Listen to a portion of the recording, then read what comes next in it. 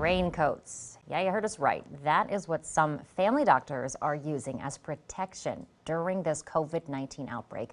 Our KXAN investigators have been talking to family doctors in small practices. The Texas Medical Association says they make up about 30% of doctors in the state. But some of those doctors told investigator Arzo Dost that this week it has taken a turn. Even with the governor promising more medical supplies, they're worried they won't see any of it. This plexi-glass screen is protection for a family doctor in Seguin. It's used at the car window when testing COVID-19 patients. Other doctors at clinics in Central Texas are making their own face shields using visors and office supplies. So we're just flying by the seat of our pants, right? Dr. Emily Briggs' family practice in New Braunfels is down to less than 10 N95 masks. She only has 4 gowns left, which were donated. All of our equipment that we have ordered has been canceled. Sometimes they tell us it's that they don't have the equipment in stock.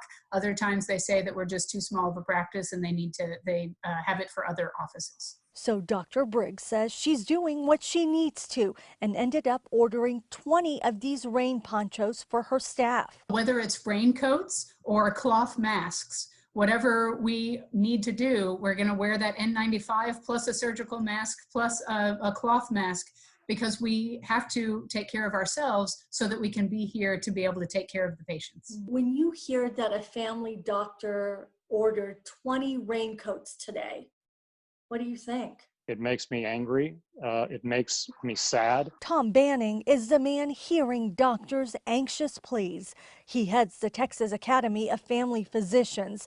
Last week, he drove across the state personally delivering about 525,000 surgical masks that a friend got from connections in the oil and gas business from a factory in Mexico.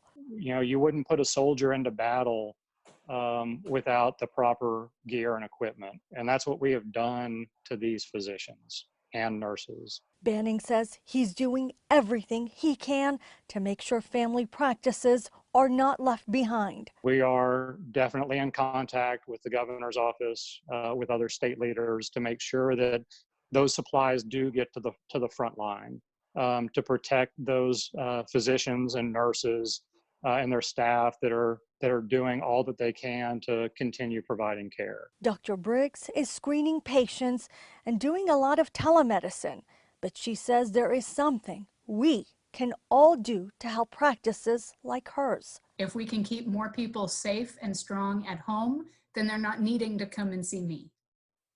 And then I can keep my equipment for those that have chronic diseases that absolutely need it. Arzo Dost, KXAN investigates.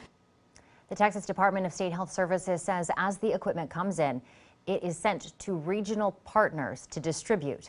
A spokesperson says because supplies are still limited, hospitals or providers treating or coming into contact with high-risk patients or facilities with an active outbreak get first priority. After that, it's facilities and EMS providers that may encounter a suspected case and also encounter vulnerable people.